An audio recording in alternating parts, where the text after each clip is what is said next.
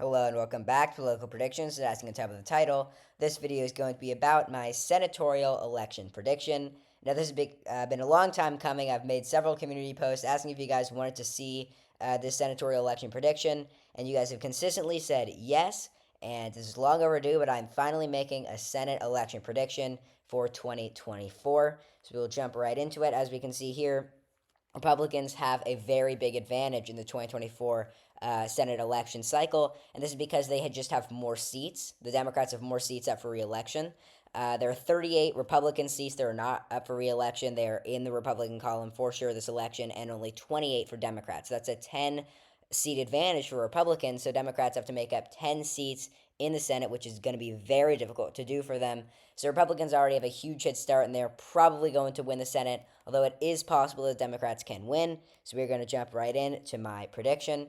We'll start out with the safe states for either candidate. We have Washington, California, Hawaii, New Mexico, Minnesota, New York, Vermont, where Bernie Sanders is up for re-election, Maine, Massachusetts, Connecticut, Rhode Island, Delaware, and Maryland. However, I do want to touch on Maryland for a second. I'm actually going to put it in the likely column for Democrats, and this is because former Republican governor of Maryland, Larry Hogan, is running for the Senate here, and although he was going to lose because Maryland is a very liberal state, Brooks will probably only win here by less than a 15% margin, a likely margin, but still a handle victory for the Democrats. And in the state of New Jersey, it'll also be a likely margin of victory for Democrats. And this is because the former Senator Bob Menendez, who is about to resign, might have already resigned, I'm not really sure. He was involved in a bribery scandal, so that has really cast some shade on the Democrats, especially in the state of New Jersey, which is why it's going to be more competitive in the presidential race as it was in 2020. So I do think that it'll only go to the Democrats by a likely margin. However, it will pretty easily go to the Democrats. But I'm getting ahead of myself. I have to do the Republican safe states. So these are states that are obviously going to go to the Republicans. We have Utah, Wyoming, North Dakota, Nebraska, and both of Nebraska's races. Missouri, Tennessee, Mississippi, Indiana, and West Virginia, which I do want to touch on because it is a very Republican state. However, there was incumbent Senator Joe Manchin, who will not be running for re-election in 2024, probably because he would most likely lose in West Virginia. So since he is stepping down, he was really the only Democrat that had somewhat of a chance in West Virginia. Now the Republicans are easily going to be carrying the state of West Virginia. That is not even going to be close. So that brings Republicans all the way up to 48 seats, which they've pretty much locked. They have 48 seats. They're guaranteed to go to them. Democrats only have, only have 42. So now we'll move on to the likely states, and also actually 40, because Maryland and New Jersey are likely. So now moving on to the likely Democratic states, even though I've already started on them. We have Virginia, where Tim Kaine is up for re-election. He's probably going to win there. If that name sounds familiar, that's because he was the vice presidential candidate for Hillary Clinton in 2016 for president.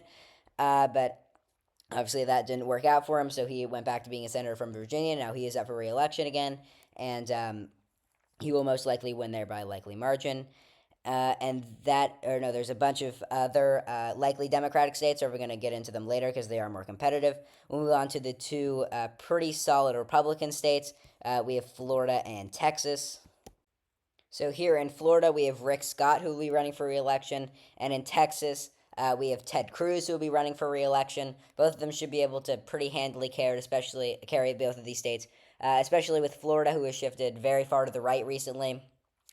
So I think Florida and Texas will both pretty solidly go to the Republicans, and that brings Republicans all the way up to 50. That means if Donald Trump wins the presidency, they have control of the Senate.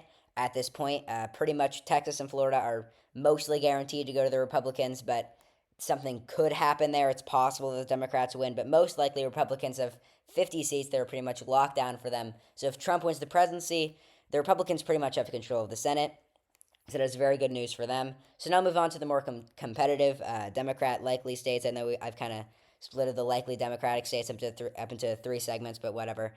We have Wisconsin, where Tammy Baldwin will most likely win re-election.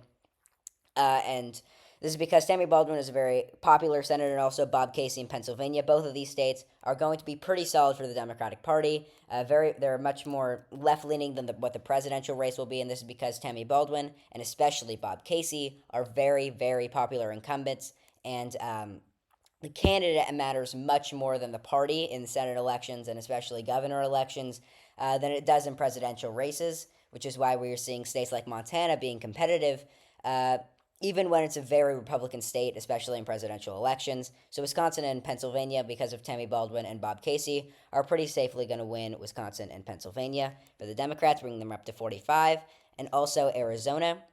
Ruben Gallego is probably going to win in Arizona against Kari Lake. Kari Lake ran for the governorship of Arizona but wound up losing.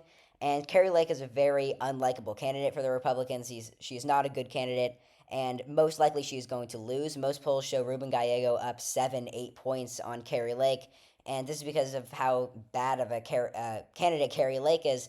For the Republicans, she is a very unelectable candidate, and it'll be very difficult for Kari Lake to win in the state of Arizona, even if Donald Trump does wind up winning the state, which I think he probably will, although it will be very close.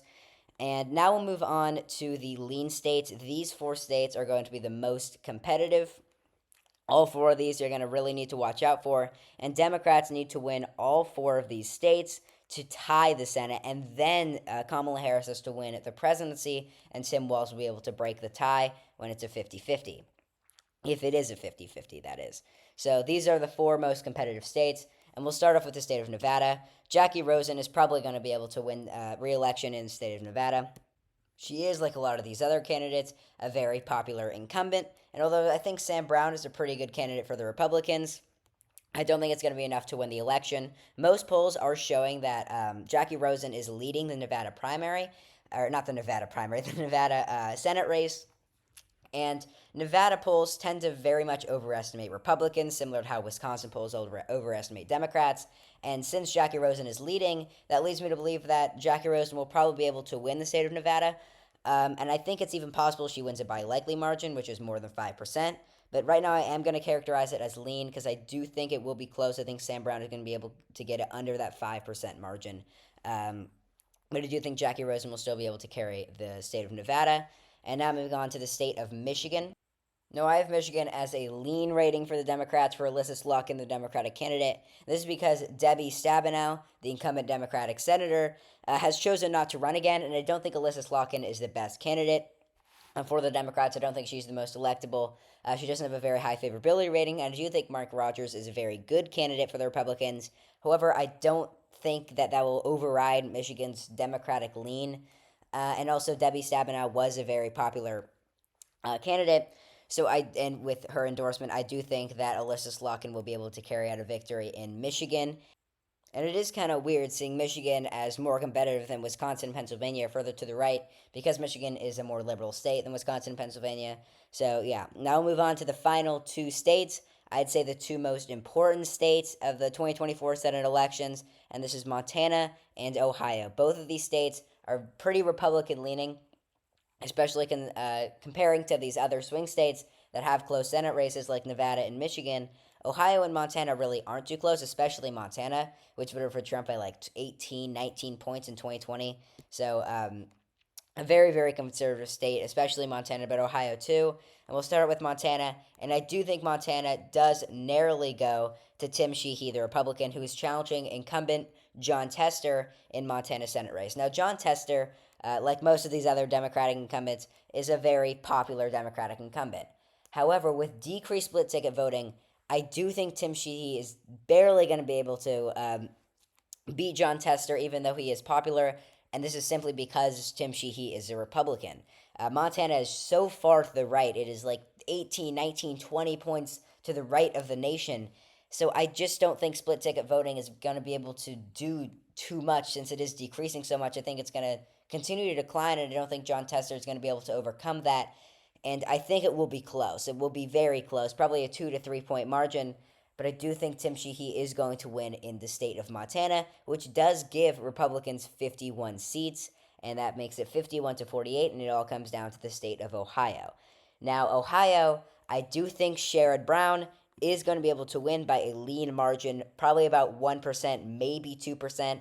This is because Ohio isn't as extremely partisan as Montana is. Montana is like 20, 22 points to the right. Ohio is only about 8 to 10 points to the right. So split ticket voting might be able to overcome Ohio's Republican lean, especially because of how popular Sherrod Brown is. Sherrod Brown is a very popular incumbent. And also, I don't think Bernie Moreno was the best candidate for the Republicans. I don't think he's very electable. I think if it was any of the other Republican primary candidates, I do think they probably would have won in Ohio, which would have been a huge blow to the Democrats. But I do think Republicans, with Bernie Moreno, are probably going to lose the state of Ohio. I do think that Sherrod Brown will narrowly win re-election by 1 to 2%, which does give Republicans 51 seats to the Democrats 49 and control of the Senate. Now, this is in line with most other predictors, most other forecasters, because right now the Senate election is pretty set where it is. There are some people that might have Ohio going to the Republicans, but most people do have this map. So, unless something changes, which nothing really has in the Senate too much, surprisingly, this should be the map in November. It is very possible that it isn't. Montana could go to the Democrats, although it's pretty unlikely. And Ohio could go to the Republicans. It is very possible that happens. But right now, this is my map. This is most people's map. And I think this is by far the most likely outcome in the 2024 Senate elections. So thank you all for watching this video. If you did, please like and subscribe. My last video got 4,000 views. So thank you all so much for that. That is a big, big thank you, a big video. A lot of support is coming in, and now we're almost at 200 subscribers. My goal is 500 by the election, so please subscribe if you can. It's completely free.